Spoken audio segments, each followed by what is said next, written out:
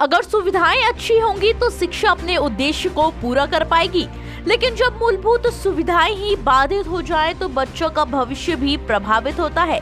रायसेन जिले के उदयपुरा क्षेत्र में यही स्थिति देखने को मिल रही है, जहां संदीपनी विद्यालय की बस सेवा पिछले 3 महीनों से बंद पड़ी है। सरकार का दावा है कि संदीपनी विद्यालय में छात्रों के लिए उत्तम व्यवस्था उपलब्ध है, ताकि ग्रामीण अंचल के बच्चे शिक्षा से वंचित न रहें। लेकिन वास्तविकता यह है कि ग्राम पंचायत भाडोन के छात्र छात्राएं बस सेवा न होने के कारण रोजाना मुश्किलों का सामना कर रहे हैं। आर्थिक रूप से कमजोर परिवारों के ये विद्यार्थी अब कर्ज लेकर किराए की गाड़ियों से विद्यालय पहुंच रहे हैं। कई छात्र केवल पढ़ाई जारी रखने के लिए विद्यालय के पास किराए से रहने को मजबूर हैं। छात्रों ने कई बार विद्यालय प्रशासन से बस सेवा पुनः शुरू करने की मांग की, लेकिन कोई ठोस कदम नहीं उठाया गया।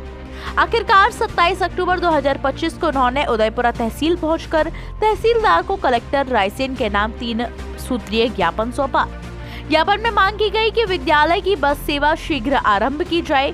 जब तक बस सेवा बहाल नहीं होती तब तक वैकल्पिक परिवहन की व्यवस्था की जाए और पिछले 3 महीनों का बस किराया छात्रों को लौटाया जाए। उसके अंतर्गत सब प्रावधान है कि बस जानी चाहिए। ऐसा हमारे ग्रामीण अंचल में 270 प्रावधान हुआ है। इस संदर्भ में प्राचार्य महोदय आवेदन दे चुके हैं लिखित रूप से, करीब 1 महीने हो गए। लड़कियाँ कई बार बोलती है मैम से, पर मैम का कोई रिप्लाई आ ही नहीं रहा, ऐसा कोई ओपिनियन ही नहीं है। अब उनका कहना है कि कोई सड़क बेकार है या कुछ खराब है, और बच्चे सर यहाँ पे जितने भी हैं सब आर्थिक स्थिति से कमजोर हैं। सारे लोग सर अफोर्ड ही नहीं कर पा रहे। वो पैसा अब वो किराए से लेने के आ रहा है। वो एक लड़की अब इनके वो बहनों भर के लेके आते हैं, और कुछ लोग गाड़ी से आते हैं, अदर आते हैं। और हमारा जो ग्राम बाड़ों है वहाँ पे लोकल बस की सुविधा भी नहीं है। सर बस चलाना चाहिए। कितने बच्चे होंगे? सर 28 बच्चे हैं वहाँ पे। 28 सर बहुत बड़ी जनसंख्या है। कौन सा ये स्कूल है सांडली स्कूल। शिक्षा तक पहुंच को आसान बनाने के लिए शुरू की गई यह बस सेवा बंद होने से ग्रामीण अंचल के विद्यार्थियों के सामने पढ़ाई का संकट गहरा गया है।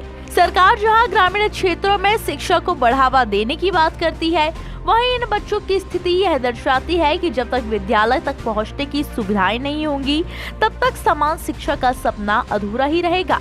अब देखना यह है कि प्रशासन कब इन विद्यार्थियों की आवाज सुनकर वास्तव में कुछ कदम उठाता है।